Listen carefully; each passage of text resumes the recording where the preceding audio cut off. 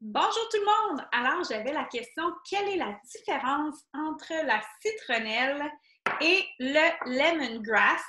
Puis, je vais en profiter pour vous parler très rapidement de la famille des graminées. On les appelle les graminées, maintenant on les appelle les poacées. La famille des poacées, je ne sais pas si c'est comme ça qu'on dit en français parce que mes études sont en anglais. Donc, mais ça fait partie de la famille des gazons, les graminées, tout ce qui va pousser comme des brindilles et tout. Dans cette famille-là, on retrouve le vétiver, on retrouve le palmarosa et on retrouve la citronnelle et le lemongrass. Dans les citronnelles, lemongrass, il y en a vraiment des centaines. Il y en a beaucoup, beaucoup. En général, elles vont toutes avoir des propriétés très nettoyantes, vraiment très, très nettoyantes. Aussi, qui renforcent, des propriétés qui renforcent, qui sont antimicrobiennes.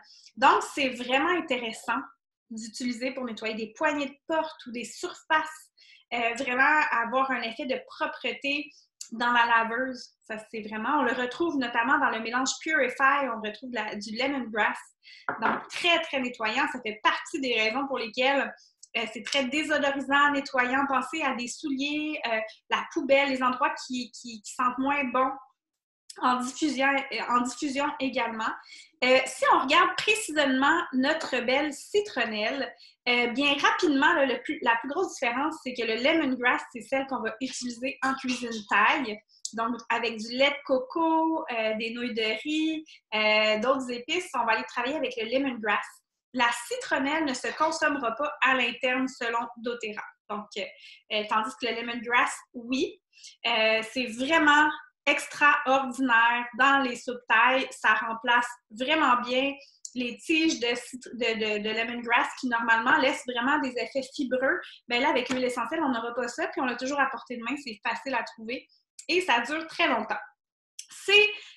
Ces huiles essentielles-là, si je retourne à la citronnelle, le lemongrass aussi, sont vraiment de puissants répulsifs pour les insectes. Donc, on peut les utiliser dans des mélanges pour faire un chasse-moustique.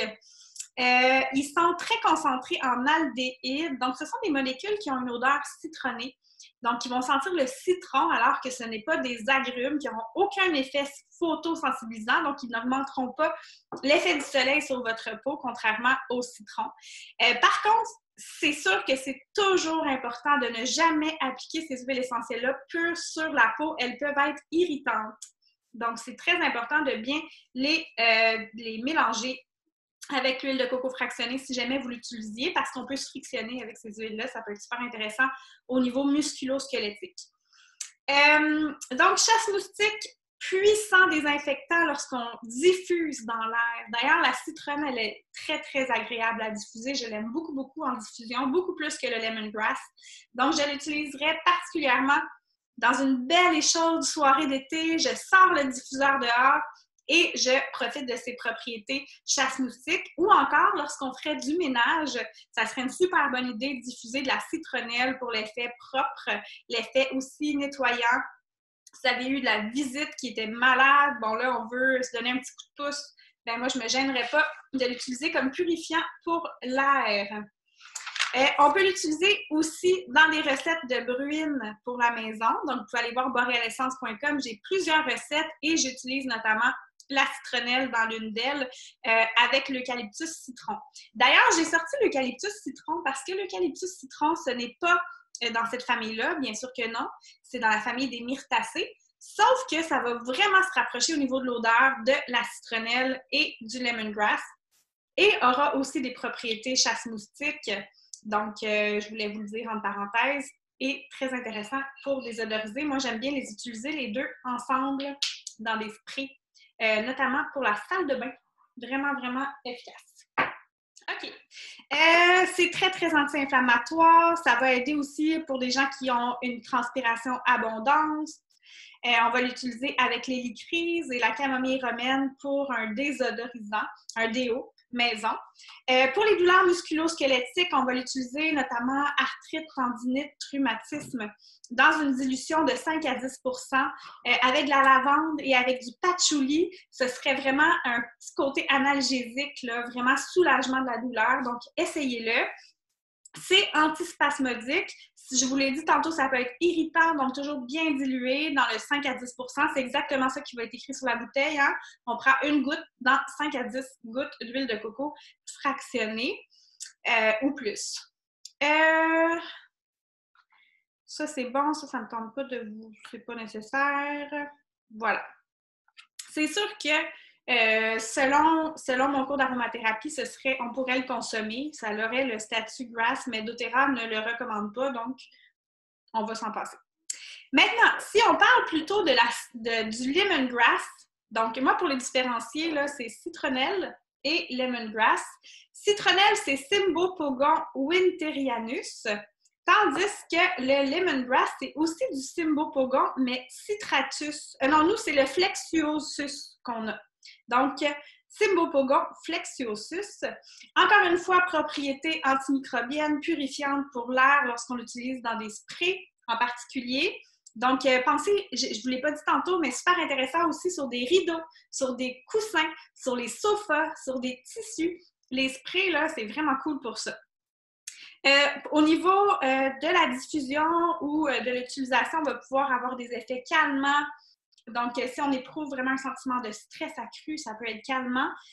Ça peut être sédatif aussi, digestif, la citronnelle lemongrass, là, que comme je vous disais tantôt, dans une soupe taille, j'ai une recette borealessence.com dans les cuisines santé. Elle est délicieuse, cette recette. Je la fais vraiment régulièrement. C'est une belle façon de passer des restes de protéines, que ce soit tofu, crevettes, poulet, etc.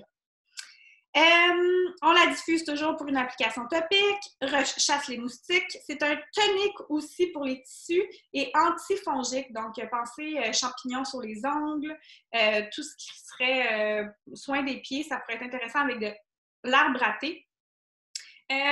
Pour les conditions inflammatoires aussi. Génial sur des guenilles lorsque vous nettoyez des surfaces, vous voulez vraiment que ça soit particulièrement propre, antimicrobien. Bon, si on a une médication pour le diabète ou qu'on est enceinte, on va l'utiliser avec un petit peu plus de précaution. Il peut y avoir une interaction avec une médication pour le diabète. Puis, voilà. Si on veut éviter vraiment l'irritation de la peau ou une réaction, parce qu'il y a vraiment beaucoup de gens qui réagissent quand même au lemongrass et à la citronnelle à cause des aldéhydes dedans. Et on s'assure d'avoir une dilution qui est très, très faible.